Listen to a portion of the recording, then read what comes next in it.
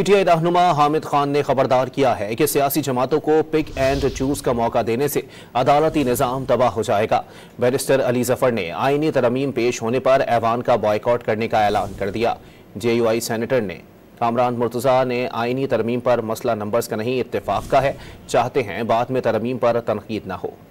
تحریک انصاف نے آئینی ترمیم کی حکومتی اور پیپلز پارٹی کی تجاویز دو ٹوک انداز میں مسترد کر دی۔ پی ٹی آئی رہنما اور وکیل حامد خان نے خبردار کیا کہ سیاسی جماعتوں کو پک اینڈ چوز کا موقع دینے سے عدالتی نظام تباہ ہو جائے گا۔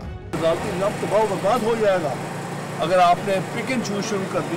ہم ہرگز اجازت نہیں دیں گے کہ آپ آئینی بینچ بنائیں جس میں کوئی 8ویں نمبر سے اٹھا لیں، کوئی 15ویں نمبر سے اٹھا لیں۔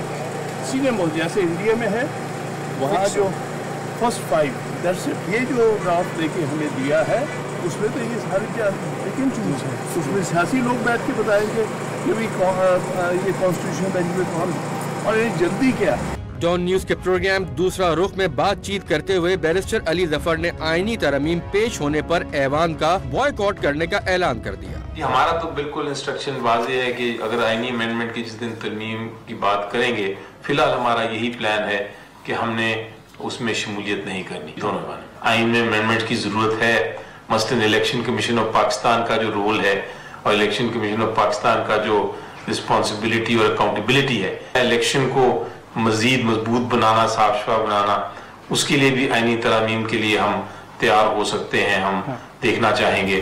جے یو آئی کے سینیٹر کامران مرتضیٰ نے دو ٹوک الفاظ میں واضح کر دیا کہ آئینی ترامیم پر مسئلہ نمبرز کا نہیں اتفاق کا ہے، چاہتے ہیں بعد میں ترامیم پر تنقید نہ ہو۔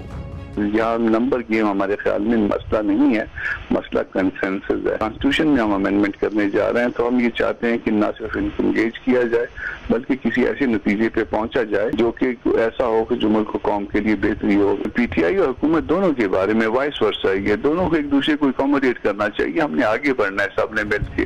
سینیٹر کامران مرتضیٰ نے خواہش ظاہر کی کہ ترامیم پر سب کا اتفاق ہونا چاہیے تاکہ تنقید نہ ہو۔